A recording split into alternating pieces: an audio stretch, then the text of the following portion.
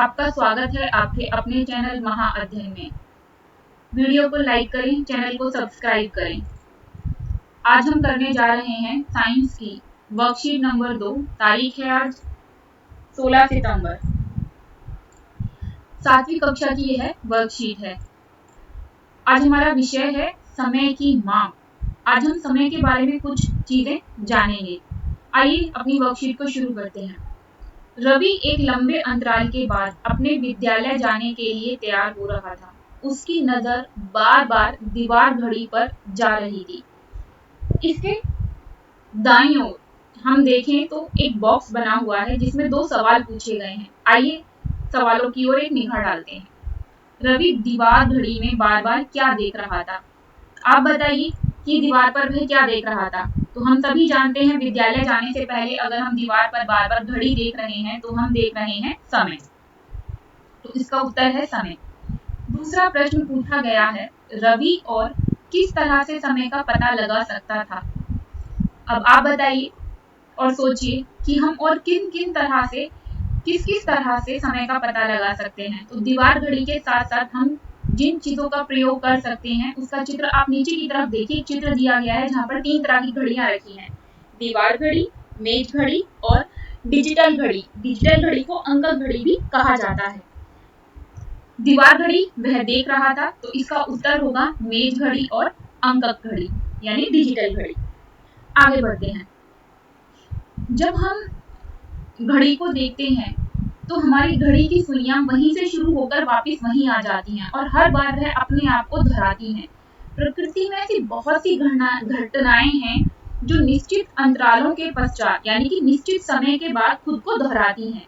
जैसे दिन, महीने, साल सभी निश्चित अंतराल को दर्शाते हैं। आइए हम अपने प्रश्नों के दूसरे भाग की ओर बढ़ते हैं। दूसरे बॉक्स को जब हम देखते हैं तो यहाँ पर हमसे पहला सवाल पूछा गया है कि समय अंतराल के लिए उपयुक्त शब्द बताना है। एक सूर्योदय से अगले सूर्योदय के बीच का समय क्या होता है? वह होता है दिन।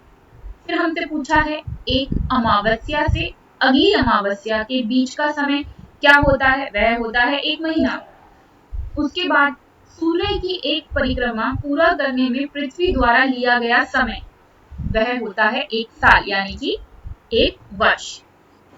आगे बढ़ते हैं। जब हम इस वर्कशीट को देख रहे हैं तो दाईं ओर एक चित्र बना हुआ है जिसमें गोलक दिखाया गया है। जब हम बाईं तरफ घड़ी को देखते हैं तो घड़ी में नीचे एक ऐसा ही गोलक बनाया हुआ है। यह वही गोलक है जिसकी हम बात कर रहे हैं। इस गोलक को ध्यान से जब हम देखते हैं तो दूसरे चित्र में यहाँ पर 2 चित्र हैं, ए और बी। जब गोलक हिलता है, आपने देखा होगा कि घड़ी का घंटा हिलता है, ये वही गोलक है, इसे हम गोलक बोलते हैं। तो वह पहले एक तरफ जाता है और फिर दूसरी तरफ जाता है। तो गोलक का ए से बी की तरफ जाना और वापस बी से ए की तरफ आना, यह दोलन कहलाता है।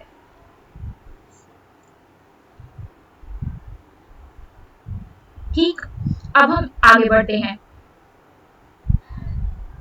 हमारी घड़ी में जो प्रक्रिया चलती है, गति की प्रक्रिया, जिसमें हमारी सुइयां काम करती हैं, वह वहीं से शुरू होती हैं और वापस आती हैं। तो ये जो गति है, सभी घड़ियों में आवृत्ति गति का उपयोग किया जाता है। आवृत्ति गति का एक चिर परिचित उदाहरण सरल लोलक है। तो ये जो गोलक है आप इसे देख रहे हैं और ये जो गति है आप इसे देख रहे हैं। जिस तरह घड़ी हमारी पूरा अपना समय दोहरा रही है, इस दोहराने को बोलते हैं आवृत्ति गति। वह गति जो एक निश्चित समय अंतराल पर स्वयं को दोहराती है आवर्ती गति कहलाती है। इसमें हमारी घड़ी के अलावा और भी बहुत सारी चीजें शामिल हैं, जैसे सूर्य के चारों ओर घूमती हुई पृथ्वी, हमारे झूले की गति आदि। चलिए हम आगे बढ़ते हैं। हमने ऊपर गोलक की बात की थी और हमने बात की थी कि इसका अपनी जगह से जाकर दूसरी जगह से वापस अपनी जगह पर आना दोलन कहलाता है। दोलन की प्रक्रिया में जितना समय लगता है उस प्रक्रिया को, उस समय को हम आवर्तकाल बोलते हैं। ये देखिए, सरल लोलक एक दोलन पूरा करने में जितना समय लगाता है उसे सरल लोलक का आवर्तकाल कहा जाता है। समय का मात्रक, हम अपना समय नापते हैं, उसकी सबसे छोटी इकाई है सेकंड, उससे बड़ी है मिनट और उससे बड़ा घंटा। आगे हम अपने प्रश्न के तीसरे भाग की ओर बढ़ते हैं। सूर्य के चारों ओर पृथ्वी की गति आवर्ती गति का उदाहरण है। आवर्तकाल से आप क्या समझते हैं, हमने अभी अभी बात की थी, आप यहां से इसका उत्तर लिख लेंगे। किसी भी कार्य को समय पर पूरा करने के 2 लाभ लिखिए। इससे हमारे जीवन में बहुत सारे लाभ होते हैं, आप उनमें से कोई भी 2 लाभ लिख सकते हैं। जैसे हमारे जीवन में अनुशासन और नियमितता आती है, नियमितता मतलब रेगुलरिटी।